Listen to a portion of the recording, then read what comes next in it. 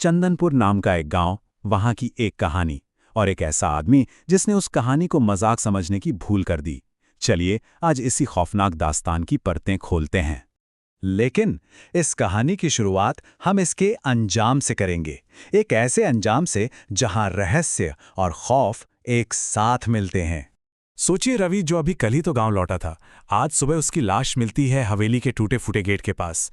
इस एक खबर ने जैसे पूरे गांव को हिलाकर रख दिया।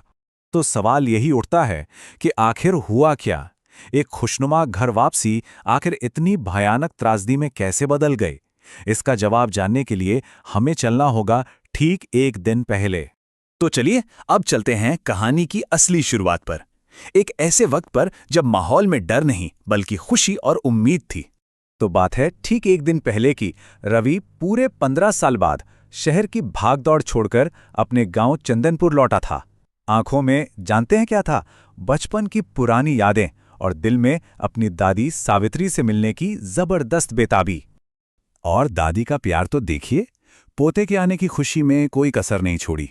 उसकी पसंदीदा बिरयानी, ताज़ा जूस, मीठी खीर और हाँ, वो आम का अचार भी, जो वो बचपन में बड़े चाव से खाता था। सब कुछ था मेज़ पर। ये छोटी छोटी बातें ही तो उनके गहरे रिश्ते की गवाह थीं। फिर अगली सुबह वो मिला अपने जिगरी दोस्तों किशन और श्याम से। अरे भाई, सालों बाद मिले थे तो घंटों बातें चलीं, पुराने दिनों को याद करके खूब हंसी मजाक हुआ। और फिर बस यूं ही तीनों ने फैसला किया कि चलो गांव का एक चक्कर लगा कर आते हैं। वो इस बात से बिल्कुल अनजान थे कि ये सैर उन्हें किस मोड़ पर ले जाने वाली है। घूमते घूमते वो तीनों दोस्त गांव के उस हिस्से में आ पहुंचे जहां से डर की असली कहानी शुरू होती है। सामने थी वो पुरानी वीरान हवेली। देखिए, ये हवेली सिर्फ एक खंडहर इमारत नहीं थी। नहीं नहीं, गांव वालों के लिए तो ये एक जीती जागती दहशत थी। एक ऐसी जगह जिसका नाम तक लेने से लोगों की रूह कांप जाती थी। सब कहते थे कि यहां बुरी आत्माओं का बसेरा है और जो भी अंदर गया वो कभी लौटकर नहीं आया। तो आखिर इस डर के पीछे की वजह क्या थी? खैर, इसके पीछे एक बहुत ही दर्दनाक कहानी है। कहानी है ठाकुर वीरचंद की बेटी की, जिससे एक गरीब लड़के से प्यार हो गया था।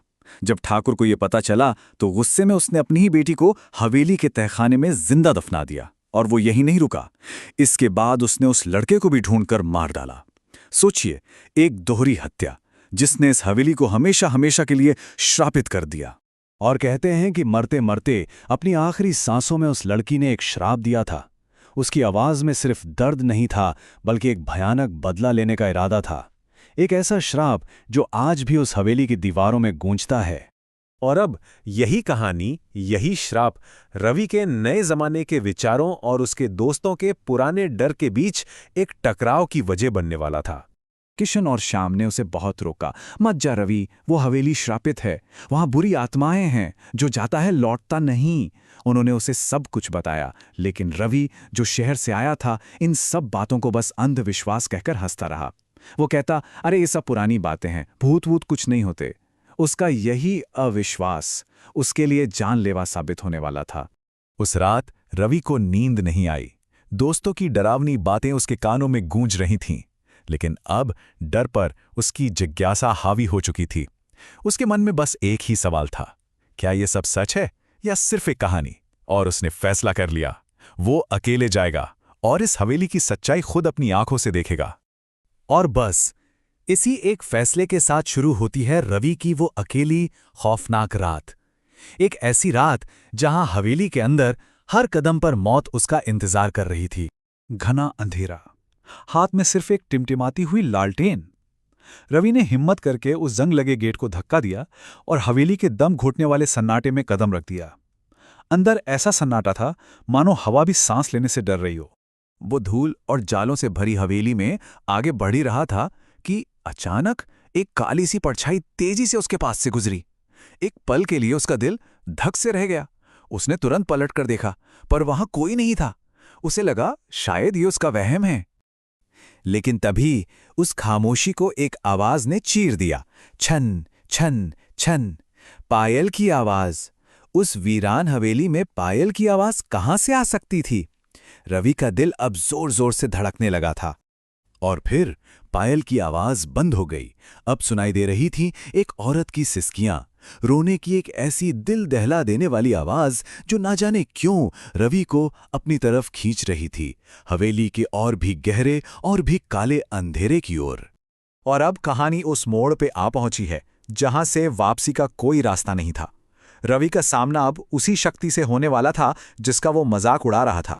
रवि जैसे ही उस आवाज का पीछा करते हुए एक कमरे में पहुंचा, सामने जो मंजर था उसे देखकर उसकी रूह कांप गई।